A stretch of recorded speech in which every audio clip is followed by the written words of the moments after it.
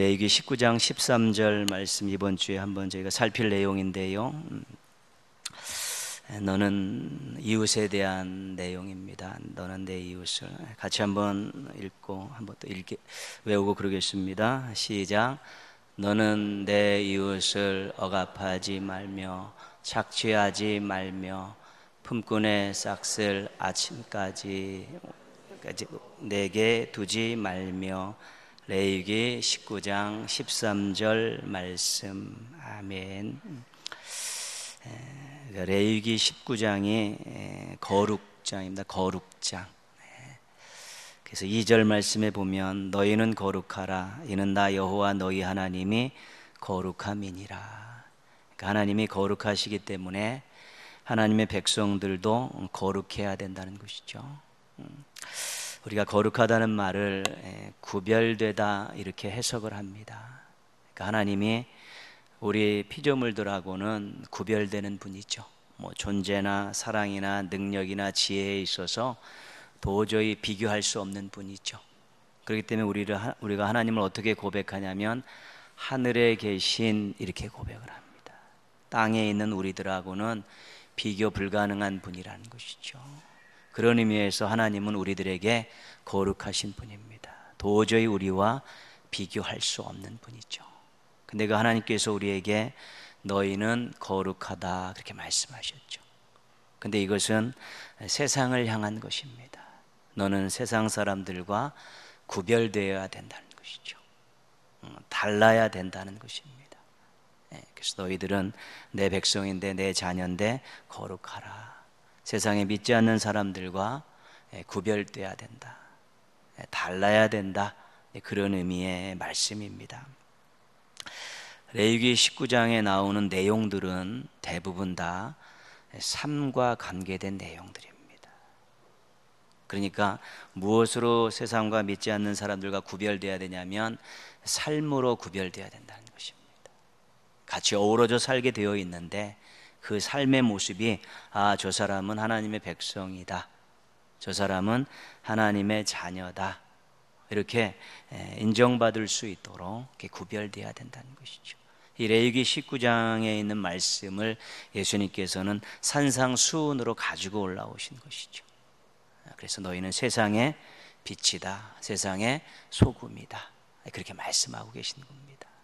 어쨌든 우리는 세상을 떠나서는 살 수 없는데 그 세상 속에서 살면서 조금 다른 모습으로 구별된 모습으로 살아야 된다 그렇게 말씀하고 있죠. 레위기 19장에 무진장 많은 말씀들이 되어 있는데 한두 가지만 보면요. 추수 때 반 모퉁이에 있는 것들 남겨두라. 그리고 떨어진 이삭들은 줍지 마라. 포도원도 마찬가지다. 그것은 먹을 것이 없는 가난한 자들과 또 일용할 양식이 필요한 나그네들을 위해서 남겨둬라. 그러니까 자신의 가지고 있는 그런 물질을 또 어려운 사람들과 이렇게 나눌 수 있는 것, 그것이 거룩한 삶의 모습이라는 것입니다. 도둑질하지 말고 속이지 말라. 그렇게 말씀하시죠. 다른 사람을 속여서 자신의 이익을 챙기는 일들 하지 말라는 것이죠. 그건 거룩한 것이 아니라는 것입니다. 그리고 오늘 우리가 읽었던 요절 말씀이죠. 너는 내 이웃을 억압하지 말며 착취하지 말며 자신의 지위나 힘을 가지고 이웃의 것을 빼앗는 일을 하지 말라는 것입니다. 오늘날로 이야기하면 갑질하지 말라는 것입니다. 자신의 자리가 높은 자리고 자신의 자리가 힘 있는 자리고 자신이 휘두를 수 있는 그런 권한들이 많이 있는데 그것 가지고 다른 사람들의 권리를 빼앗는 일들을 하지 말라는 것입니다. 품꾼의 싹을 아침까지 밤새도록 내게 두지 말라. 정당하게 대가를 치를 일이 있으면 대가를 치러야 된다는 것입니다. 열심히 일했으면 바로 줘야죠. 왜냐하면 당시에 그 품꾼들은 하루 벌어서 하루 사는 사람들인데 생존과 관계된 일인데 하루 열심히 일했는데 그것을 그 저녁에 안 주고 다음 날로 넘기고 다음 날로 넘기면 그 사람은 생존의 위협을 받는다는 것이죠. 그것은 거룩한 백성들이 해서는 안 될 일이라는 것이죠. 그래서 자신의 경제적인 이득을 위해서 다른 사람에게 손해를 끼치는 일을 하지 말라. 이것이 거룩한 삶에 있어서 아주 중요한 내용입니다. 거룩한 삶의 많은 부분들은 실은 경제적인 부분들입니다.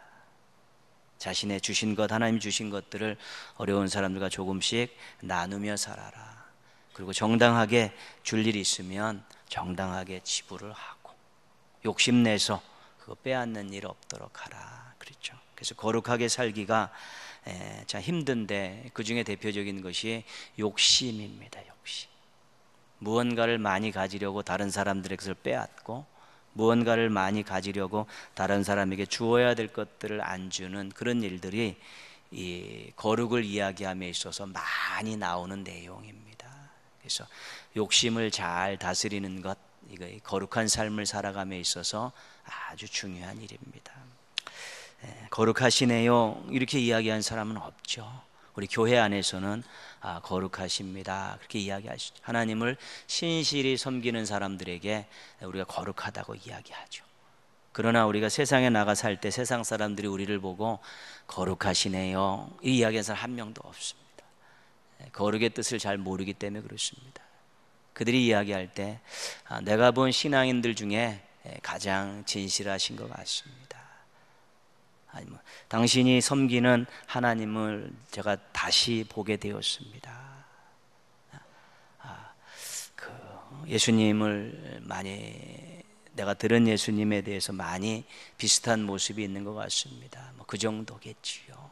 그러니까 지금 세상 사람들도 우리가 이야기하는 많은 내용들을 다 알고 있습니다. 경험한 사람들도 부지기수고요.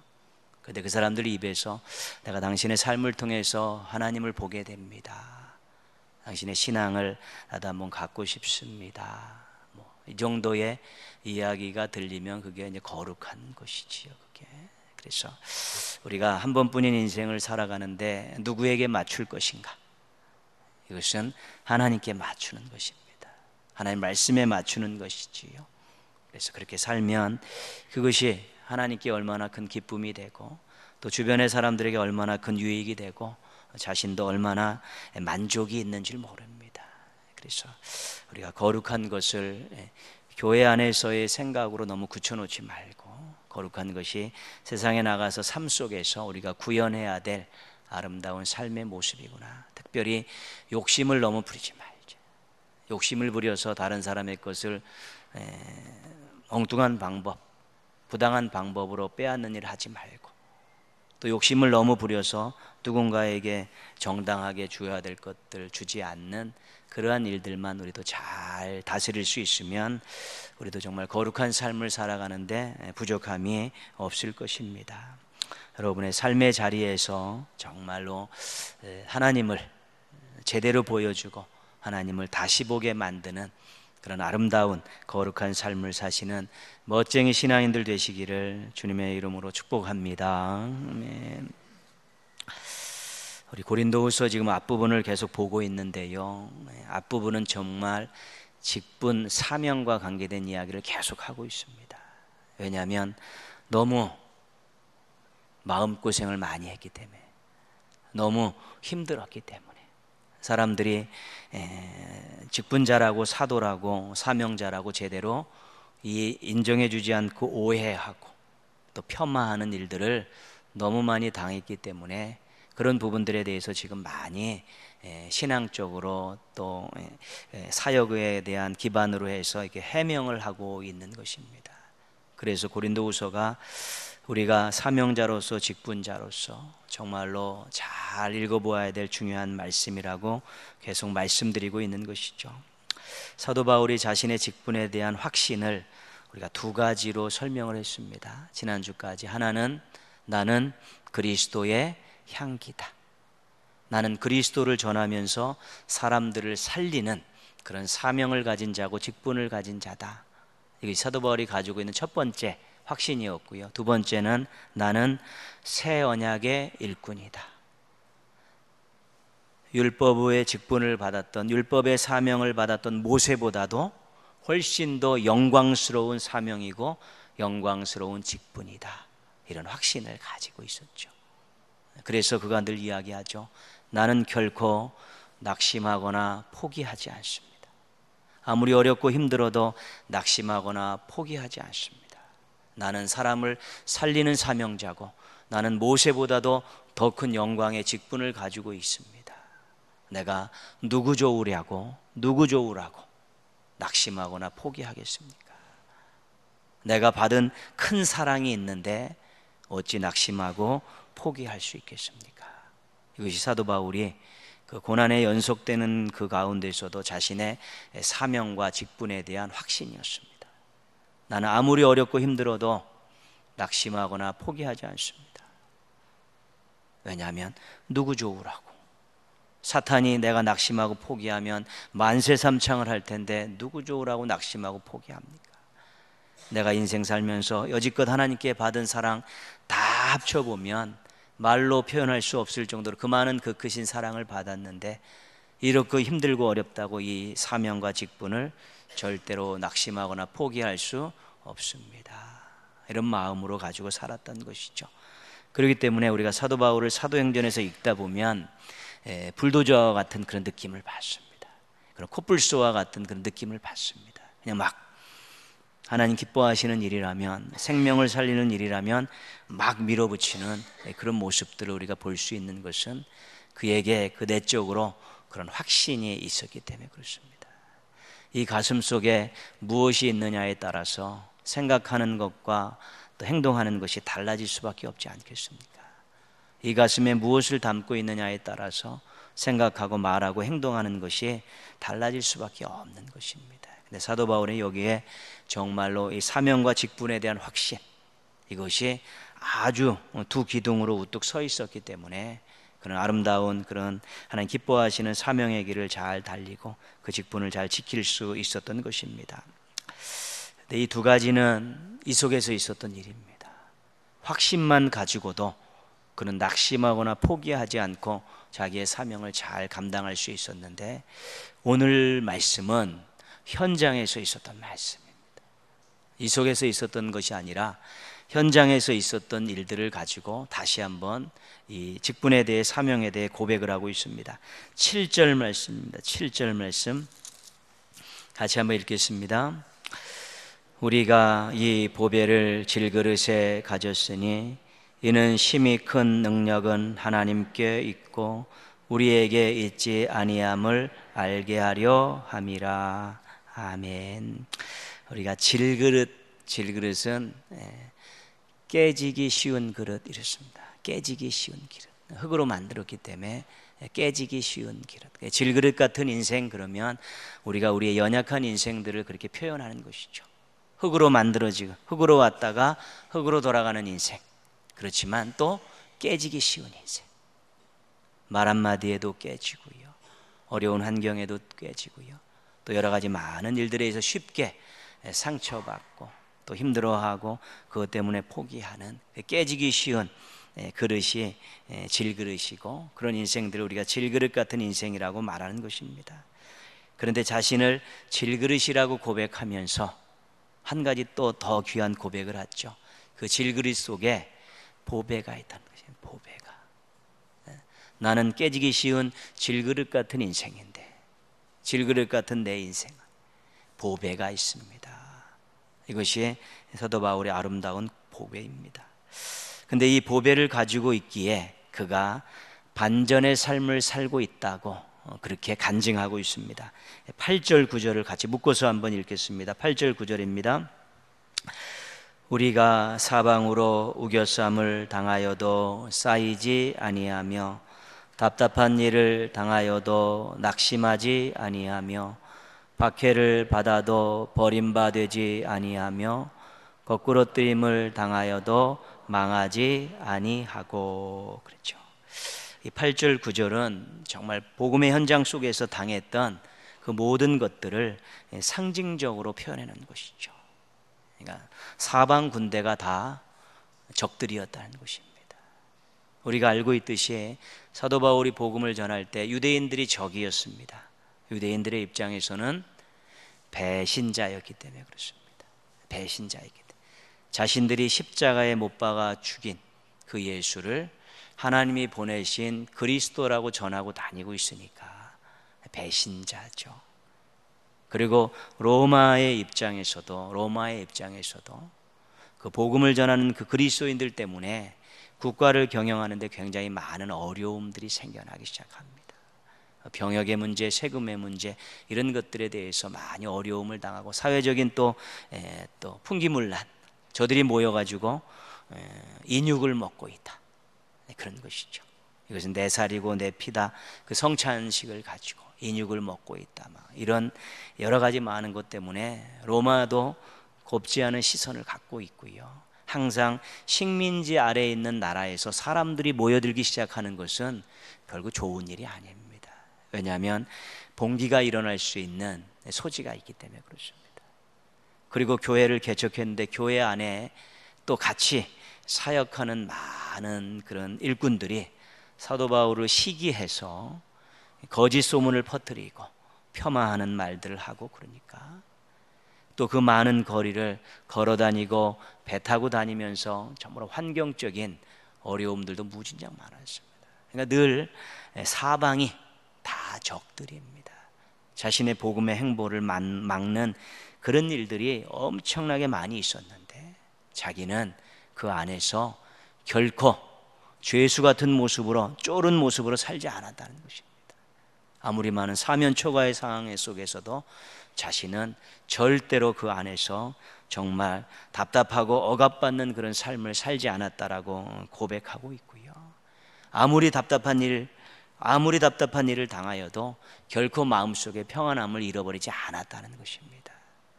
실질적으로 육체적인 또 물질적인 그런 어려움을, 압박을 당했어도 자기는 절대로 나는 버림받은 인생이라고 생각해 본 적이 한 번도 없다고 그러고요. 때로는 돌에 맞아 죽을 뻔했었고 옥에 갇히기도 했지만 자기는 절대로 망한 인생이라고 생각한 적이 없다는 것입니다. 왜냐하면 질그릇 같은 인생이지만 자기 속에 보배가 있기 때문에 그렇다는 것입니다. 그 복음의 현장에서 엄청나게 많은 고난과 역경이 있었음에도 마음의 평안함을 잃어버리지 않고 자유를 누릴 수 있었고요. 그것 때문에 낙심하거나 포기하거나 자기 인생을 함부로 생각하거나 또 하나님에 대해서 원망하는 일들이 한 번도 없었다는 것입니다. 왜냐하면 자신은 질그릇 같은 인생이기 때문에 그 정도 환난을 당했으면 깨지고도 남았다는 것입니다. 그러나 보배를 가지고 있기 때문에 결단코 그 환경에 눌리거나 또한 그 환경에 지지 않았다고 고백하고 있는 것입니다. 그 보배가 무엇입니까? 그 보배는 복음입니다. 그리고 복음의 주인공이신 예수님이십니다. 자신이 예수 그리스도를 다메섹 도상에서 만나서 그분을 구주로 영접하고 십자가에 달려 돌아가셨다가 부활하셔서 이제는 하나님의 우편에 계신 그 예수를 자기가 구주로 영접하고 내가 이 예수를 평생 생명을 다해 전하며 살겠다라고 다짐하는 순간에 질그릇 같은 인생에 예수님께서 주인으로 자정하셨고 그 예수님을 증거하는 복음이 그 질그릇 속에서 귀한 사명으로 끊임없이 불타올랐다는 것입니다. 그런데 그가 복음의 현장 속에서 인생을 경영하며 살면서 질그릇 같은 인생의 예수님을 구주로 모신 것이 도대체 무슨 의미가 있었는가? 자신이 이 보배인 복음을 가지고 이 가슴속에 품고 복음을 전하러 다닌 것과 무슨 상관이 있었고 그것이 무슨 의미가 있었는가? 그것은 다름 아닌 오늘 우리가 읽었던 그 7절 말씀에 나와 있는 아주 중요한 단어가 하나 있었습니다. 아까는 살펴보지 않았었는데요. 우리가 이 보배를 질그릇에 가졌으니 한번 읽습니다. 이는 심히 큰 능력은 하나님께 있고 우리에게 있지 아니함을 알게 하려 함이라.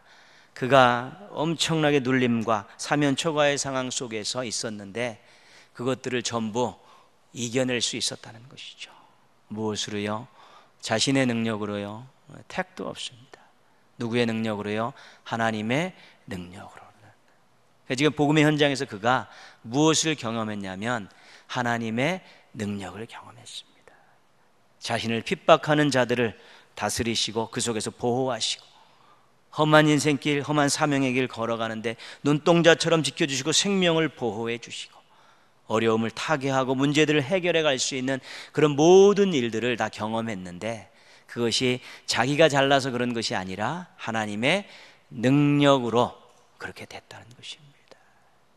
그래서 예수 그리스도를 보배로 모시고 있는 인생은 하나님의 능력이 나타나는 인생이고, 보배인이 복음을 가슴에 품고 복음을 전하는 인생들은 하나님의 능력이 함께하는 인생이라는 것을 그가 경험했다는 것입니다. 머릿속으로 알고 있는 것이 아니라, 말씀을 통해서 배운 것이 아니라, 인생의 현장에서, 사역의 현장에서 그가 배웠다, 경험했다는 것입니다. 그래서 하나님의 능력을 알기 때문에 이제는 어떠한 상황을 만나더라도, 어떠한 공경에 처하더라도, 어떤 문제가 상존하더라도 그가 위축되지 않았다는 것입니다. 질그릇 같은 자신에게 그러한 일들이 있을 때 옛날 같으면 뻥뻥 깨질 뻔했는 거, 그렇게 살 수밖에 없었지만, 이제 보배를 모신 이후에는 우리 하나님께서 능력으로 역사하셔서 도와주셨기 때문에 절대로 낙심할 일이 없고, 절대로 포기할 일 없고, 절대로 위축받을 일 없고, 항상 당당하게, 항상 소망을 가지고 그렇게 살 수 있었다라고 고백하고 있는 것입니다. 하나님의 능력을 경험한 사람들이 무엇을 두려워할 수 있겠습니까? 하나님의 능력을 경험한 사람들이 어렵다고 작은 일로 낙심하겠습니까? 하나님의 능력을 확신하는 사람들이 힘들다고 주의 뜻을 저버릴 수 있겠습니까? 하나님의 능력에 대한 이 경험의 차이인 것입니다. 하나님의 능력을 요만큼 경험했으면 요만한 일밖에 감당할 수 없는 것입니다. 그러나 하나님의 능력을, 엄청난 능력을 경험했으면 더 큰 일들이 있다 할지라도 넉넉히 감당할 수 있는 것입니다. 자기가 잘나서 그런 것이 아니라 하나님의 능력이 얼마나 대단하다는 것을 알기 때문에, 보배를 가슴속에 담고 살아가는 인생들에게 임하는 하나님의 능력이 어떤 것임을 알기 때문에 그가 더 담대할 수 있고, 더 여유일 수 있고, 더 기도하면서 미래에 대한 소망을 가질 수 있게 됐다는 것입니다. 우리가 기도를 많이 하면서 왔습니다. 또 주의 일을, 여러 가지 일들을 잘 감당하면서 오지 않았습니까? 또 우리 인생에 여러 가지 많은 가정을 이끌며 또 생업의 현장에서 애쓰고 수고하며 살아왔던 우리 인생의 세월들이 있지 않습니까? 그 가운데 우리 하나님께서 얼마나 도우셨고 어떻게 도우셨는가를 우리가 기억하면서 잘 또 가슴에 담고 살 때, 하나님의 능력이 이 정도였구나, 근데 내가 경험한 하나님의 능력은 이 정도인데 우리 하나님의 능력은 측량할 수 없는 능력이구나, 이런 확신을 갖고 살게 되면 우리가 문제 앞에서도, 어려움 앞에서도 여전히 주의 뜻을 이루며 살려고 하고, 맡겨진 일들을 잘 감당하려고 살려고 하는 그러한 당당함이 생겨날 수 있다는 것입니다. 우리 하나님 크신 하나님이라고 우리 고백하지 않습니까? 크신 하나님, 위대하신 하나님, 전지전능하신 하나님, 이런 것들이 구호가 아니라는 것입니다. 신앙은 구호를 외치는 것이 아니라 고백을 하는 것입니다. 간증을 하는 것입니다. 하나님은 위대하신 하나님입니다, 이 구호가 아니라 내가 살아보니까, 내가 경험해보니까 하나님은 위대하신 분입니다라고 고백하고 간증하는 것입니다. 신앙은 구호를 외치며 살아가는 것이 아니라 하나님에 대한 결단을 가지고, 확신을 가지고, 고백을 가지고 그렇게 나아가는 것인데, 특별히 하나님의 능력에 대한 이 고백과 이 확신을 가지고 있으면 우리가 더 당당하게, 더 여유 있게, 더 그렇게 우리의 인생을 경영할 수 있고 우리의 맡겨진 사명들을 잘 감당할 수 있는 것입니다. 그 능력을 알기 때문에 기도하는 것 아니겠습니까? 그 능력을 알기 때문에 기다리는 것 아니겠습니까? 기도하고 기다리는 것은 하나님의 능력이 어떤 것이라는 것을 알기 때문에 기도하고 기다리는 것입니다. 그 능력이 임하는 순간에 모든 것들이 다 반전이 된다는 것이고, 모든 것들이 다 역전이 될 수 있다는 것을 알기 때문에 허허실실하는 것 같지만 기도하고 기다리는 것 아니겠습니까?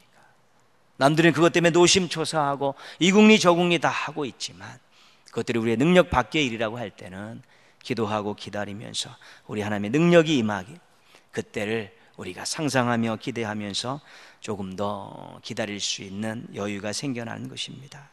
인생 살아오시면서 경험한 하나님의 능력이 어느 정도이십니까? 정말 생명과 관계된 일들을 경험하신 분들도 있지 않겠습니까? 어려운 상황에 칠흑과 같은 얼음 속에서 한 줄기 빛처럼 다가왔던 하나님의 능력을 경험하지도 있죠. 정말 힘들고 어려울 때 여름 냉수같이 시원함으로 다가온 하나님의 능력도 있지 않겠습니까? 그 능력 기억하시고 잘 간직하셔서 또 새로운 인생을 갖고 새로운 사명들을 감당해 감에 있어서 그 능력을 의지하고 그 능력을 확신하고 그 능력을 구하면서 또 발걸음을 떼시면 믿음의 경주 잘 하실 수 있고요, 영적 싸움 잘 감당하실 수 있고 찬송하고 감사하는 좋은 내일을 맞이하실 수 있게 될 것입니다. 하나님의 능력 때문에 좀 여유하고 평안함을 가지고 또 기도하며 기다리면서 아름답고 멋진 또 반전의 역사를 늘 경험하며 살아가는 행복한 신앙인들 되시기를 주님의 이름으로 축원합니다. 10절 말씀 한번 보십시오. 10절 말씀 보시면 보배에 대한 예수님을 이야기하고 나서 이제 예수님에 대한 이야기들을 10절에서 15절까지 하고 있습니다. 10절 말씀 한번 읽겠습니다. 우리가 항상 예수의 죽음을 몸에 짊어짐은 예수의 생명이 또한 우리 몸에 나타나게 하려 함이라. 그렇죠? 그 예수님 복음의 주인공 예수님, 또 예수님의 복음과 관계된 삶 두 가지는 십자가와 부활 아니겠습니까? 그래서 우리가 예수님을 믿는다는 것은 이 속에 십자가와 부활을 함께 믿는 것입니다. 사망과 생명이 공존하는 것입니다. 죽을 수밖에 없는 인생이 예수 그리스도를 믿음으로 생명을 얻는 것 아니겠습니까? 그러니까 십자가에 달리신 예수님께서 부활하셨기 때문에 십자가에 달려서 부활하신 예수님을 믿는 죽을 인생이 다시 살아나게 된 것이죠. 그것을 지금 고백하고 있는 것입니다. 12절 말씀 보시면요, 12절 말씀 보시면 그런즉 사망은 우리 안에서 역사하고 생명은 너희 안에서 역사하느니라. 이게 무슨 말씀입니까? 복음을 전할 때요, 복음을 전하는 지금 복음을 전하는 입장은 고난을 받고 있는 것입니다. 엄청나게 힘든 상황을 당하고 있죠, 사도 바울의 입장에서는. 그렇기 때문에 사망은 자기 속에서 역사하는 것 같다는 것이죠. 근데 한 가지 기가 막힌 건 뭐냐면 복음을 듣는 사람 그 속에는 뭐가 생겨나기 시작합니까? 생명이 생겨나기 시작한다는 것이죠. 나는 사망을 짊어지고 사는 거다, 나는 힘들고 어렵고 고난도 당하지만 복음을 듣는 너희들에게는 생명의 역사가 일어나는 것이다. 지금 그것을 눈으로 확인하고 있는 것입니다. 본인이 어렵고 힘든 것 얼마나 많이 경험했던 내용입니까? 다 알고 있죠. 죽음에 이르는 고난도 당했었으니까요. 그러면서도 사망이 내 속에 임하는데 내가 이 가운데 복음을 전했기 때문에 너희 속에 생명이 임하는 그것 때문에 나는 낙심할 수 없다는 것입니다. 나는 포기할 수 없다. 이렇게 지금 사도 바울이 이 말씀 속에 꼭꼭 담아놓고 있는 것입니다. 그러면서 14절 말씀으로 이 말씀을 거의 정리하고 있죠. 같이 읽겠습니다. 주 예수를 다시 살리신 이가 예수와 함께 우리도 다시 살리사 너희와 함께 그 앞에 서게 하실 줄을 아노라. 그렇죠? 죽을 고비도 많이 넘기고 힘들고 고난도 많이 당했지만 이제는 주님 앞에 설 날이 있다는 것입니다. 설사 죽는다 해도 다시 살리셔서 그 앞에 세우실 그 날이 있다는 것입니다. 복음을 전하는 나도, 복음을 받는 너희도 다 다시 살리셔서 하나님 앞에 세울 날이 있다.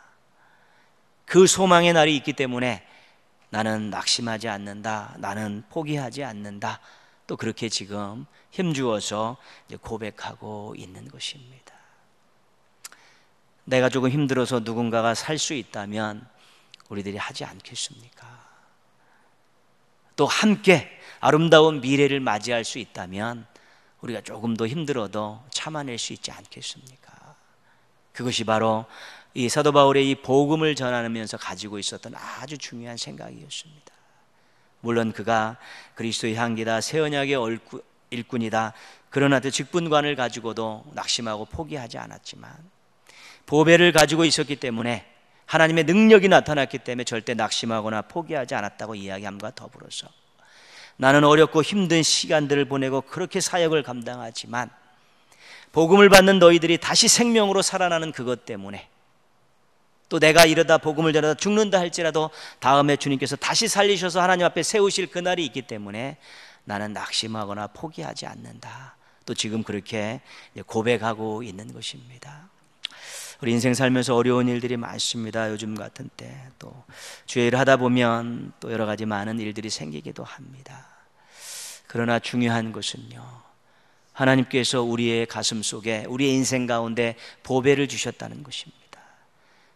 보배를 품은 질그릇 같은 인생이기 때문에 하나님의 능력의 역사가 임하면 결코 우리가 쉽게 무너지는 인생이 되지 않는다는 것이고, 환경에 사람에 눌려가지고 그렇게 찌든 인생 되지 않는다는 것입니다. 그리고 우리가 주의 일을 합니다. 여러 가지 각자의 은사의 직분에 따라서 주의 일을 하는데요, 그 일을 하다 보면 좀 어렵고 힘든 일이 있을 수 있고요, 또 부딪히는 일들도 있을 수 있고요, 또한 또 삶의 여러 가지 일들 때문에 또 그 일을 잘 감당하지 못하는 일도 얼마든지 생겨날 수 있습니다. 그러나 낙심하거나 포기하지는 말아야 되는 것이죠. 내가 시간과 물질을 더 많이 드릴 수는 없지만 그래도 이 일을 통해서 내가 하나님께 영광을 돌릴 이 마음만은 변치 않겠다고, 그래도 시간을 내서 내가 하겠다는 그런 마음을 가지고, 또 여유 있는 분이 조금 시간을 보충해 주시고요, 또 여유 있는 분들이 조금 더 함께 해주시면서 어떻게든 시작된 주의 일들은 낙심하고 포기하고 불평하고 원망하지 말고 끝까지 잘 감당하자는 그 한 마음만 우리가 품을 수 있으면 교회는 교회다운 일들을 할 수 있고요, 교회 안에서 그 일을 감당하는 모든 성도들과 일꾼들은 정말 복을 누리면서 그 일을 잘 감당할 수 있게 되는 것이죠. 하나님의 능력도 경험하고 회복도 경험하고 하나님의 보호하심과 인도하심도 경험하면서 주의 일을 잘 마치고 나면은 항상 감사가 있고 간증이 있는 것입니다. 그게 정상적인 사명입니다. 사명을 잘 감당하고 어떤 일이든지 기쁨으로 함께 웃으면서 잘 감당해 나면 그 열매하고는 상관없이 감사가 있고 간증이 있습니다.